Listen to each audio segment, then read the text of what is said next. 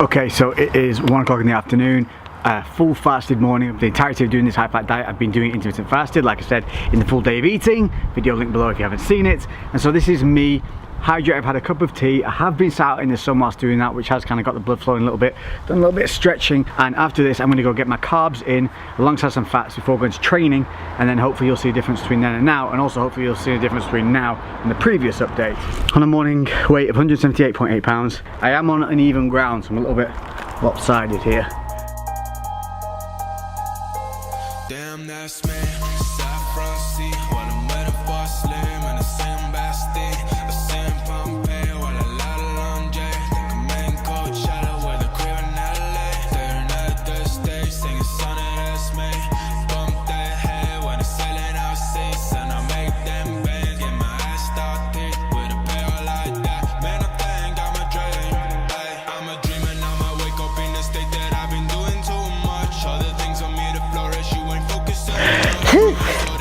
Now I'm going to take in carbs, fats, hit the gym. Today I'm going to be hitting up some hamstrings, shoulders and abs. Although if I do a lot of abs they're going to swell up, so that might be an issue when we compare. And little accessories like forearms and diddly doodle.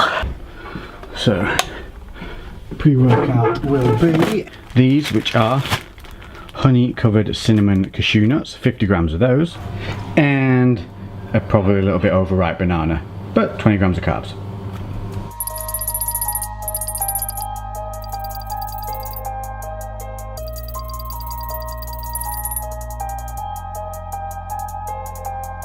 And this is the difference that pump, sweat, blood,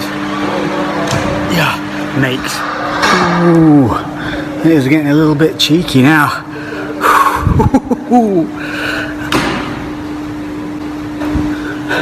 No Photoshop necessary, people. Right, so literally just straight back from the gym, just pulled up in the driveway.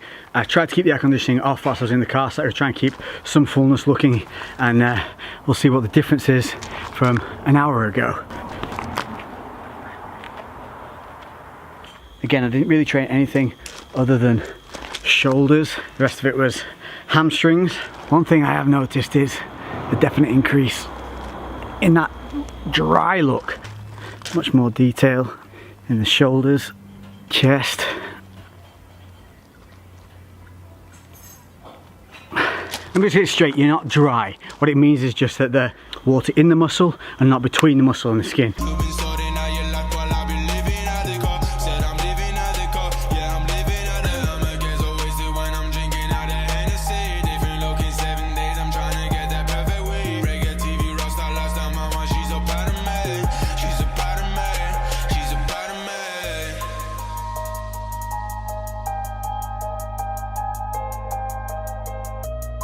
I think I've noticed things like this, being able to see the split, a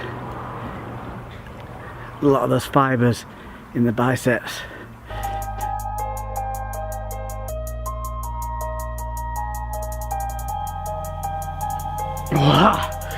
Woo. I think you can definitely see that the physique tightens up during training when you get that pump. You take in some carbs to help fill that glycogen within the muscle, helps push it against the skin a little more. I didn't take pre-workout, I didn't take a pump agent. If I do that, this would look even crazier, like I really do swell up. I do really react to kind of that pump that you get in the gym, and I look like a bit of a different animal in the gym when the muscle fibers are firing, twitching, moving.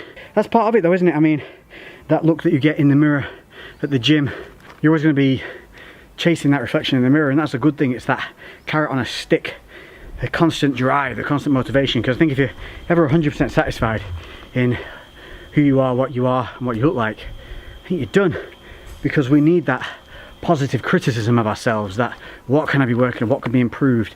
Let's take that little bit of a weak area and start making it strong. And that's the kind of mentality you need to have, and that's what's so important. As well, the lack of bloating is a huge thing. So I've definitely found that my midsection here when I'm waking up, all through the day, it's feeling less bloated. There are still times in and around training, before and after, where I do kind of feel a little bit like, a little heavy here.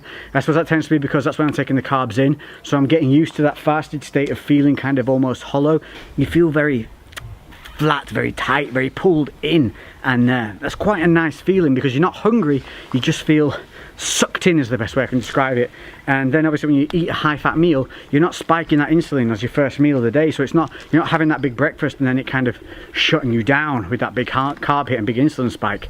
And what I found with changing from that high carb low fat to a low carb high fat, I've been able to get my food in a little easier, in a more enjoyable fashion. Cost wise, it really isn't that much of an expensive change, or change budget wise, because you're able to get fats in smaller volumes, which means you're actually not having to make as much food. So portion for portion, you're actually probably going to be eating less volume to get the same calories in that you would do on an equivalent calories on a higher carb, lower fat diet. One to look at in terms of how your energy is differing through the day. And what I found through the day is, through the first week or so, I was super lethargic. I think that was because my blood sugar levels, my insulin and all that was kind of leveling off, and I was kind of having a big dip before it all kind of leveled off back to normal, because I was eating such high carbs before. I was on 350 to 400 carbs. I was taking in around about 150 of those carbs alone just around working out. So I do feel that first week I didn't feel full of energy and full of beans. I definitely looked a little better, but I didn't feel any better. I actually felt probably a little bit worse. But second week now and third week, definitely sleeping heavier, and energy levels in the gym are sustained. Now, it's been a little bit tough to really judge it because a lot of my workouts over the last week or two have been quite supersetted, quite time restrictive. Nothing to do with other than the fact that I was just a bit unmotivated about getting into the gym early, and so I was getting there with like an hour before it shut, so I was having to force workouts into an hour. And sometimes I like to do that when I feel like I'm a little bit off track, when I feel like I'm a little bit lacking in motivation. What I'll do is get myself to a gym when time is not on my side, and it makes me move, and it makes me work, and it makes me not think about being tired. It makes me have to get onto the next movement, onto the next set, onto the next exercise.